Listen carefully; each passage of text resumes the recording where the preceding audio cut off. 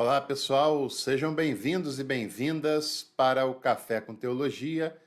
E hoje eu gravo esse vídeo para a gente falar um pouquinho sobre a leitura popular da Bíblia. Se você faz parte de alguma paróquia, de alguma igreja católica que trabalha principalmente com as SEBs, as comunidades eclesiais de base, ou se você faz parte de uma igreja protestante histórica, como a igreja luterana, a igreja anglicana, é bem possível que você já tenha ouvido falar ou que você mesmo já tenha participado de grupos que trabalham a questão da leitura popular da Bíblia. Se você faz parte de outras denominações, certamente ou provavelmente isso você não viu acontecendo na prática, talvez você já tenha ouvido falar sobre essa questão. Existem algumas maneiras da gente se relacionar com a Bíblia. Uma delas é um relacionamento devocional, um relacionamento de pessoas como cristãos, cristãs, que acreditam no texto bíblico, que têm a Bíblia como um texto sagrado e que leem a Bíblia de uma maneira devocional, de uma maneira a servir como fonte para a alimentação da sua fé. E não tem nada de errado nisso, absolutamente, a não ser quando essa leitura ela se torna aleatória, que é um risco, com certeza, e quando a pessoa, sem qualquer tipo de critério, sem qualquer tipo de consistência, ela tenta aplicar qualquer coisa que ela lê na Bíblia para a sua vida. Por exemplo, se ela lê a história de Davi e Golias, ela interpreta a si mesma como o Davi pequeno, despreparado diante dos desafios da vida, vê Golias como os seus problemas, vê a pedra que Davi jogou na sua testa como sendo a fé, a oração, o dízimo, sei lá o que for.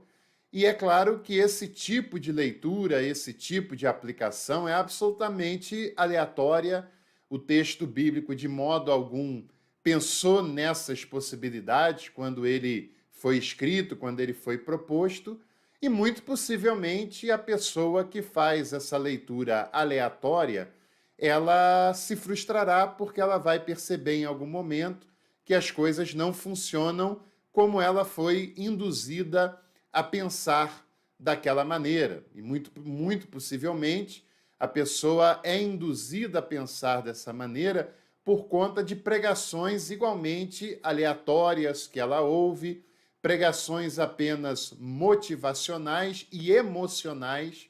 que tentam distorcer ou aplicar os textos bíblicos da maneira mais aleatória possível, falando da sua vida, falando dos milagres que podem acontecer na sua vida, e essa pessoa tenta fazer alguns malabarismos para aplicar essa leitura, do modo que for, para a sua realidade, para aquilo que ela esteja vivendo naquele momento, principalmente se ela passa por algum tipo de problema e ela deseja ardentemente se livrar daquele problema. Existe uma segunda maneira que não está tão relacionada assim à fé, embora nada impeça de que a pessoa que tenha essa relação com o texto bíblico tenha fé na Bíblia, que é a leitura científica. Geralmente é uma leitura feita por especialistas no texto bíblico, por pessoas que se debruçam sobre o texto bíblico para estudá-lo historicamente, arqueologicamente, contextualmente e todas as possibilidades múltiplas de se estudar e de se compreender o texto bíblico. Essas pessoas fazem um trabalho extremamente importante, relevante, para que qualquer outra pessoa possa conhecer melhor a Bíblia, mas, claro, é uma linguagem técnica, é uma linguagem científica que nem todo mundo foi preparado para pensar dessa maneira e para dominar essas técnicas que são acadêmicas. Agora, nós temos um meio termo, né? Nós temos um ponto de equilíbrio entre essas duas possibilidades, entre uma leitura que se justifica por ser devocional, tem a sua importância, sua necessidade, mas corre um sério risco da alienação, da aleatoriedade. E, por outro lado, uma leitura muito técnica, muito científica, que, sem dúvida, é um trabalho que apenas aqueles que se debruçam sobre essas ferramentas que são capazes de dominá-las, e o seu papel, é claro, é tentar popularizar essa leitura para as pessoas. Eu diria para você que o ponto de equilíbrio é justamente a leitura popular da Bíblia, que é uma proposta muito interessante, é uma proposta que parte do pressuposto de uma leitura que não é técnica da Bíblia, mas que também está longe de ser aleatória, mas é uma leitura pastoral, uma leitura que tem como objetivo trazer devoção à vida da pessoa, mas também trazer para ela conscientização do que o texto bíblico nos propõe enquanto cristãos e enquanto cristãs. Não é apenas uma extração daquilo que me interessa para que eu possa aplicar alguma necessidade particular que eu esteja vivendo e termina nisso, né? Ou seja, como se fosse apenas Deus, o texto e eu e nada mais importasse. A leitura popular da Bíblia, ela valoriza a leitura, a extração de algo que alimente a nossa fé, mas que também enxerga essa fé na coletividade, num Pai que é nosso e não apenas um Pai que é meu. Essa leitura, ela tende a nos fazer olhar com sensibilidade para as outras pessoas,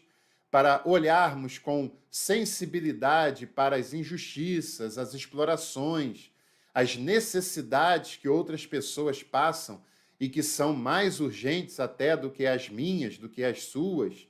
Essa é uma leitura que nos incentiva a nos harmonizar com a proposta, sobretudo, já que somos cristãos e cristãs, com a proposta de engajamento feita por Jesus de Nazaré,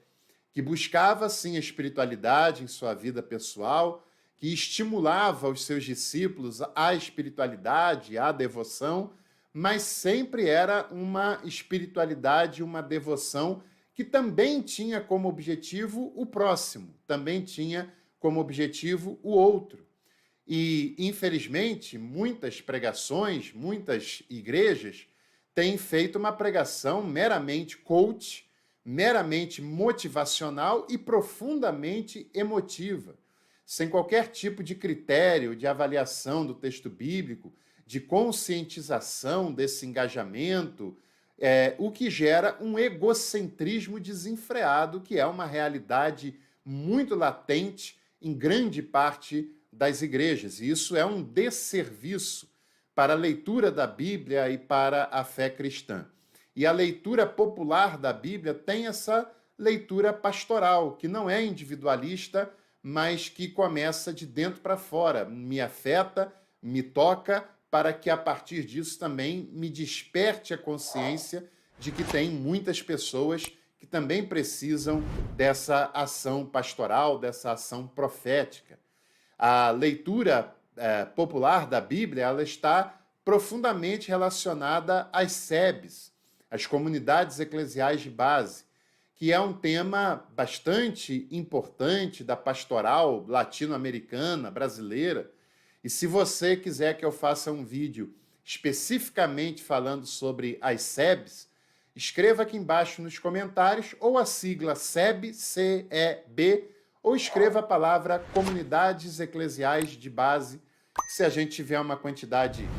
razoável de comentários, eu farei um vídeo para falar sobre essa questão tão importante para a pastoral latino-americana e brasileira. É uma leitura ligada às SEBs, que é ligada à teologia da libertação, a teologia da libertação, que é uma teologia prática, uma teologia de praxis, né, de pastoral, que procura relacionar, dialogar os conteúdos da fé com o contexto em que nós estamos vivendo, e esse é um paradoxo muito presente na própria leitura popular da Bíblia e na teologia pastoral também, que tem tudo a ver com uma teologia contextualizada. A leitura popular da Bíblia não se trata de fazer uma alegoria do texto bíblico, nem tampouco uma leitura aleatória que vale qualquer coisa, que se aplica a qualquer situação, e muito menos uma leitura que é triunfalista. Pelo contrário, a leitura popular da Bíblia, como eu tenho falado aqui nessa oportunidade, nos leva a ter os pés no chão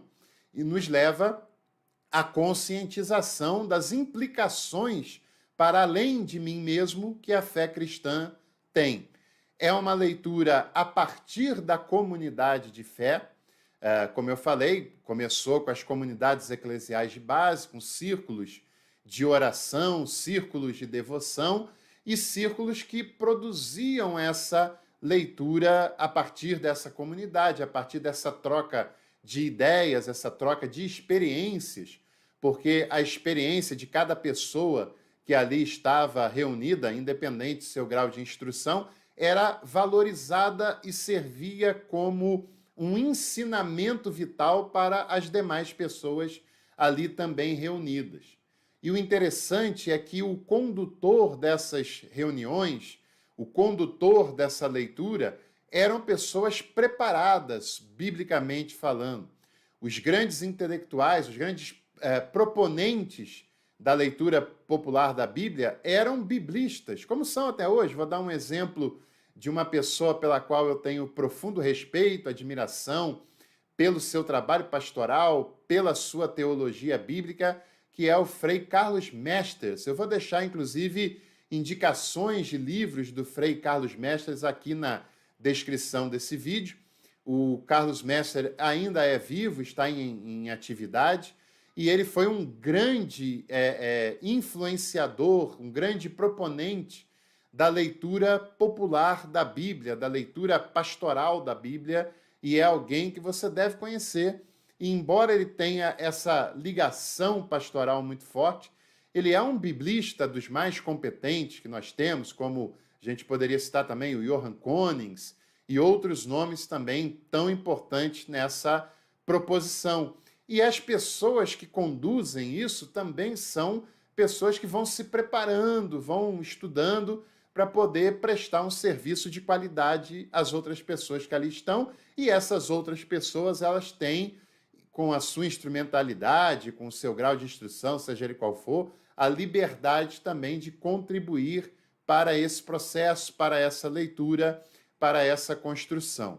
É uma leitura também que leva em consideração a Bíblia, mas a Bíblia sendo lida em diálogo com o nosso tempo, com o nosso contexto. Porque não existe teologia pastoral sem contextualização dessa.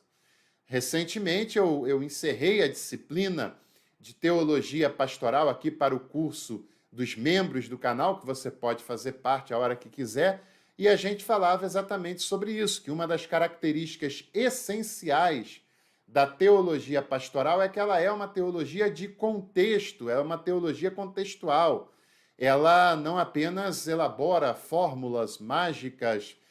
receitas de bolo, mas ela dialoga a fé com o contexto e com a realidade de vida de cada pessoa envolvida nessa construção. É um diálogo entre a fé cristã e a vida que a pessoa está vivendo, seu contexto vital, as suas necessidades, as suas preocupações, as suas angústias, sejam elas internas ou sejam elas produzidas pelo seu contexto social. E esse diálogo, essa conversa entre a fé e o contexto de vida da pessoa é mediada pela Bíblia, é mediada pelo texto sagrado, porque é uma leitura de fé, é uma leitura de contexto e é uma leitura que tem como base, como mediação, o próprio texto bíblico, que vai servir de inspiração, de instrução, de direcionamento para que a pessoa possa enxergar o seu contexto, enxergar a sua vida, ter alento nesse processo, naquilo que ela esteja vivendo e, claro, dialogando com a fé cristã, com a esperança, com os ensinamentos de Jesus, aquele ensinamento que vai gerar